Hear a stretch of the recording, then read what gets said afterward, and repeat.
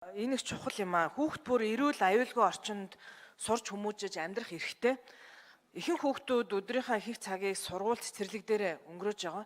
Ер нь 90% хувийг дотоод орчинд өнгөрөөдөг гэдэг ийм судалгаа байд юм байлээ. Нийгмийн эрүүл мэндийн үндэсний төвөөс.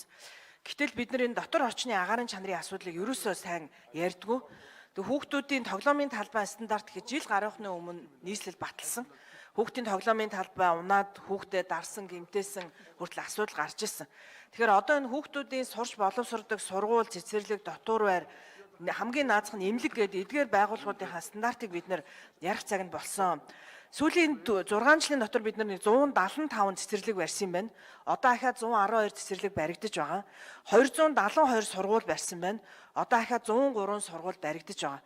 Ингэж олон сургууль цэцэрлэг барьж байгаа нь сайшаалтай. Гэхдээ нөгөө талаасаа бид нар одоо тооноос бас чанар ярьдаг цаг одоо хугацаа болсон. Сүүлийн жилүүдэд хүүхдийн хорт хавдар онцгой нэмэгдэж байгаа юм байлээ.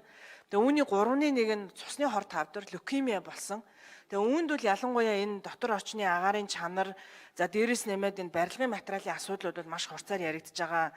Одоо нэг ийм нөхцөл байдал үүсэж байгаа. Одоо би ч гэсэндээ сургуулийн насны хүүхдүүдтэй, цэцэрлэгийн насны хүүхдүүдтэй 9 сарын 1-нд очихоор ингээд будаг нь ханхалсан сайхан сургууль гэж бид нар ярьдаг байсан. Эсвэргээрээ энэ бол будагт хүүхдүүдэд хордуулж байна гэсэн үг. Будаг ээж ингээд хагнаанд амтагдаад байна гэж ярьж байгаа. Тэр бол хүүхд хордож байна гэсэн үг. Тэгээд дээрэс нь бөөлждөг, толгой нөвддөг, энэ бол хордлогонд орж байна гэсэн үг.